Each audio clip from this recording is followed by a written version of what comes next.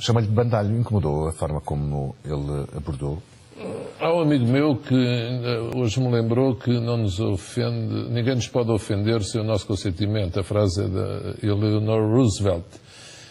Mas devo dizer o seguinte, essa linguagem não é nova em José Sócrates.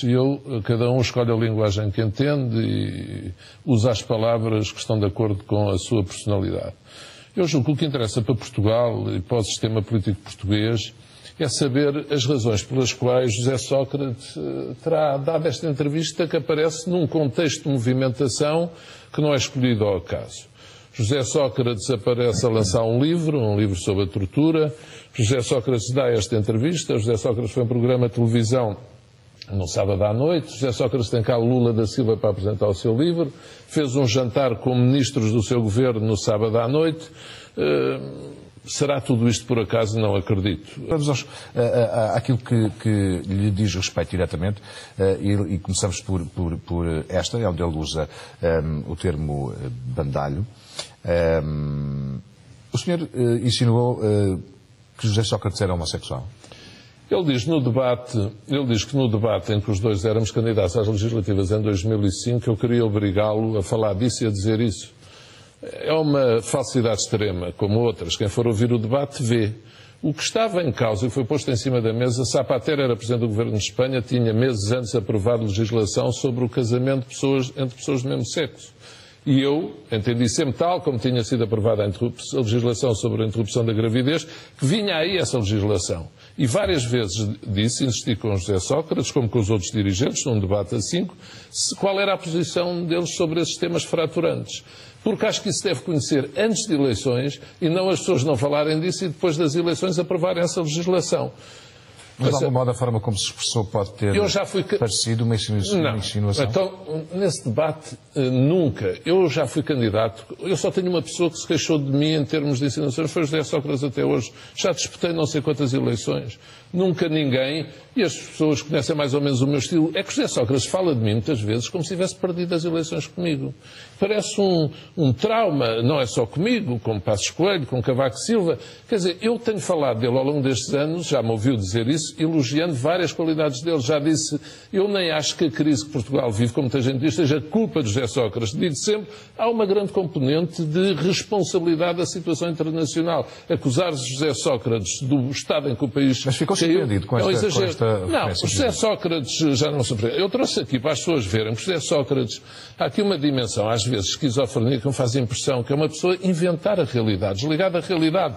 Esta revista Focus, que todas as pessoas sabem, é dirigida até, o setor solarista do PS sempre teve aqui opiniões, muito apoio, que em 2004, quando José Sócrates concorre à liderança do PS com Manuel Alegre e João Soares, a vida secreta de José Sócrates, em que todos estes temas que ele fala aqui, ligações perigosas, a casa, até põe uma fotografia dele comigo, está aqui, olha, a casa da Rua Castilho, isto é agosto de 2004, eu estava como Primeiro-Ministro. Ele estava a disputar a liderança do PS. E estas histórias todas, e da casa, e se tinha dinheiro, e da herança, e da família, e tudo isto, aparece tudo aqui. E das sociedades, e Sócrates, o animal feroz, e aparece aqui, curiosamente. Mas é disso que ele se queixa, que houve uma campanha... Mas é que a campanha não é do centro-direita. Isto vem na altura em que ele disputa a liderança do PS. As respostas de Sócrates começou por jurar nunca ter sido empresário. Só depois de muita insistência conseguiu recuperar a memória. Porque já em 2004, perguntado pelo jornalista se foi sócio de alguma empresa, não, nunca. A pergunta é ofensiva. Aquelas respostas dele. Passado uma hora, estava a lembrar se tinha sido sócio de uma empresa com o Armando Var, uma empresa de combustíveis, e com outras pessoas. Isto é a constante do comportamento de José Sócrates ao longo dos anos. Ele, nessa entrevista, chega a acusar-me de ter inventado, por exemplo, ou criado, ou lá o que ele diz, o caso Freeport. Sim, já lá vamos. Mas antes disso, já vamos falar do Freeport e aí há pormenores também interessantes.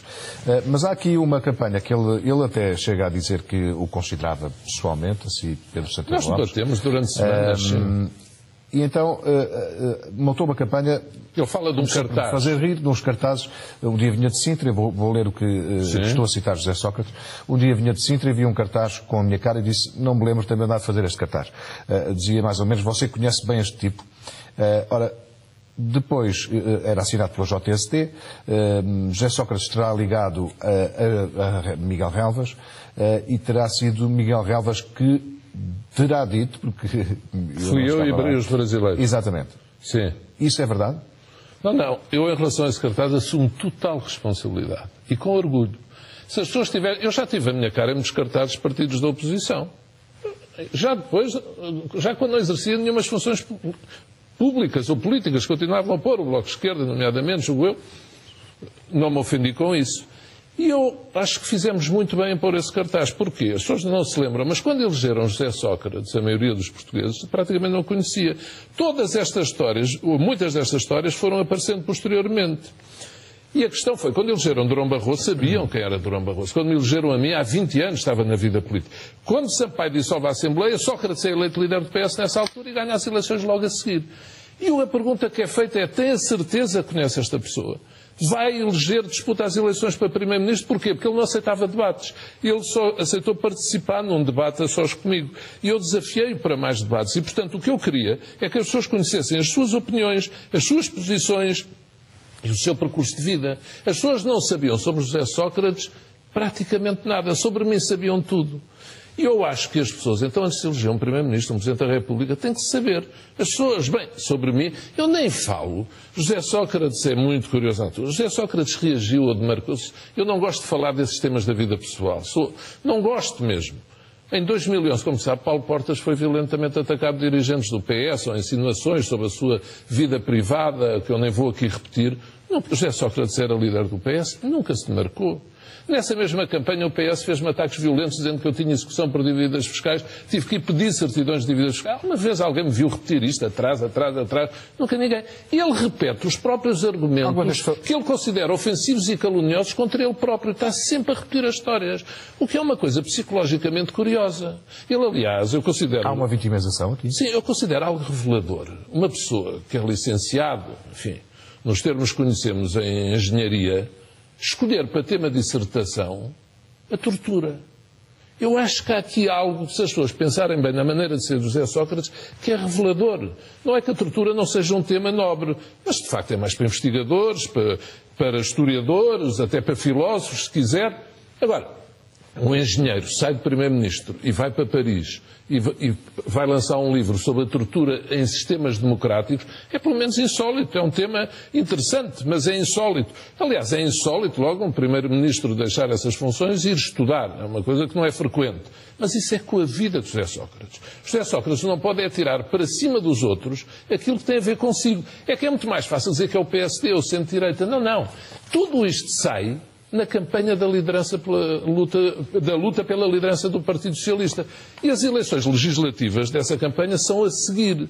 E, portanto, José Sócrates faz sempre isso. Atacaram-no, ou é o PEC 4 caiu e estava para salvar o país, ou tinha combinado com Durão Barroso e foi Passos Coelho que não deixou, ou é Cavaco Silva que foi desleal com ele. E, portanto, estas pessoas que pensam que são, de facto, o centro do mundo e que tudo fazem bem. José Sócrates tem aqui nesta entrevista uma frase lapidar. Arrepender-nos é errar duas vezes. Eu acho que esta frase define uma personalidade. Uma pessoa que não sabe o que é o arrependimento continua a dar, de facto, entrevistas a insistir nos mesmos erros ou nas mesmas falsidades. Perguntar-lhe mais alguns pormenores que aqui estão presentes. Alguma vez falou com o Miguel Calvas sobre isto? Olha, hoje ele telefonou-me, num telefonema, ele disse-me... E é verdade? Ele disse-me que era falso. O que é que era? Não vou dizer nada. Miguel Calvas disse-me isso hoje. Agora, para mim, é muito diferente. Como eu, quer dizer, uma questão é do cartaz, sabe quem é esta pessoa, não é este tipo. Eu normalmente tenho cuidado de não usar linguagem que ofenda as pessoas, mas sabe quem é esta pessoa?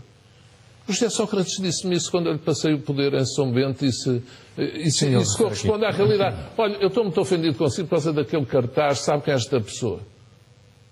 E eu disse, mas desculpe lá, se eu pusesse um cartaz desse sobre mim, eu ficava satisfeito. O senhor ficou preocupado com o quê? Ficou aborrecido com o quê? Eu não fico nada, não acho que alguém esteja a insinuar, seja o que for sobre mim, se puser um cartaz a dizer, vá conhecer bem a vida desta pessoa. Bem, a minha vida vasculhada de cima e para baixo, da esquerda para a direita, da direita para a esquerda. E acabou, as pessoas conhecem-me nas minhas qualidades e defeitos. Uma pessoa que se ofende com um cartaz desse, eu acho que é uma pessoa que tem algo a esconder, que não quer falar da sua vida, que prefere surfar a onda E eu, é como digo, assumo integralmente e disse-lhe a ele: sim, senhor, assinar pelo JSD ou pelo PSD, a responsabilidade política era minha. E, portanto...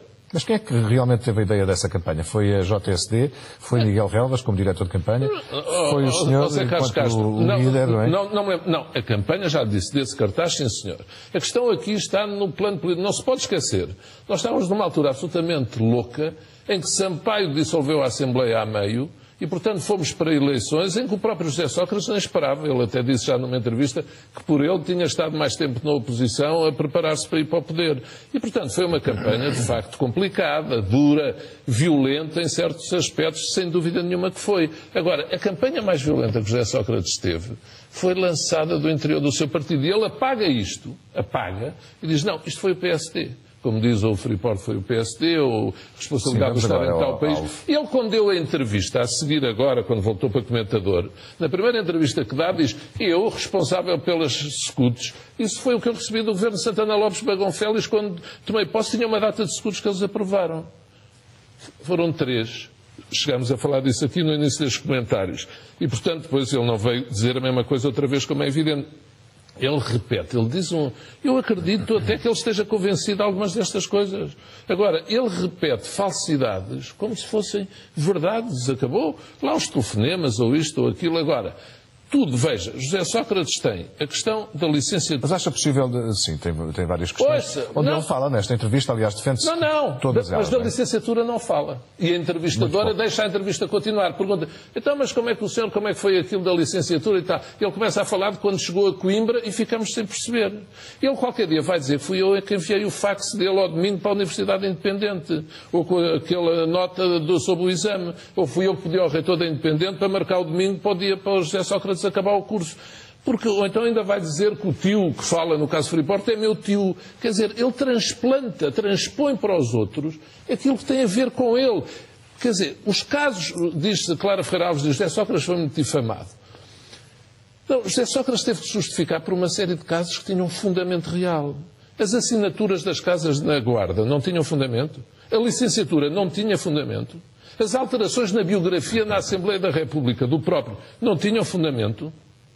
O caso até, eu não quero falar do caso da Cova da Beira, mas vários casos, o caso Freeport, que, como disse, já lá vamos, quer dizer, são casos que existiam, tinham substrato. Se podia ser assim, não quer saber, como a gente dizia na altura, é com a vida privada, bem, mas era com a vida privada de José Sócrates, então, e Miguel Relvas.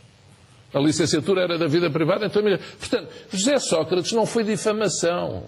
Ele foi muita coisa complicada e teve que dar explicações sobre ela. Todos nós fazemos na vida. Eu já cometi erros, já tive que dar explicações e quando estamos em cargos públicos, mais explicações temos que dar. Isso não nos dá o direito a achar que a culpa dos erros que cometemos é dos outros. Devemos assumi-los. Tudo o que foi investigado depois, se o tio falou, se o tio não falou, se os ingleses falaram, se houve comissões, as reuniões, as gravações, quem era o Pinóquio, quem não era o Pinóquio, isso são factos. Quem é que pôs os ingleses a falarem lá numa reunião gravada, como eu fui eu? Quem é que licenciou o Freeport 3 dias antes das eleições da Vitória de Durão Barroso? Fui eu. Quem é que em dezembro tinha definido uma zona de proteção do estuário do Tejo, onde o Freeport não era possível, e 3 meses depois, em março, muda? Fui eu. É que ele acusa de ter criado o Freeport. Mas tudo o que as autoridades investigaram foram factos reais da vida de José Sócrates que não têm rigorosamente nada a ver comigo. Agora, acho que ele devia ver-se ao espelho e ver que está... Ele disse dele próprio uma vez que era um animal feroz. Eu acho que ele está a ficar raivoso. Fala com raiva. E a raiva é má conselheira. Uma pessoa não deve olhar para os outros com esses sentimentos menores, com raiva, com ódio. É horrível isso.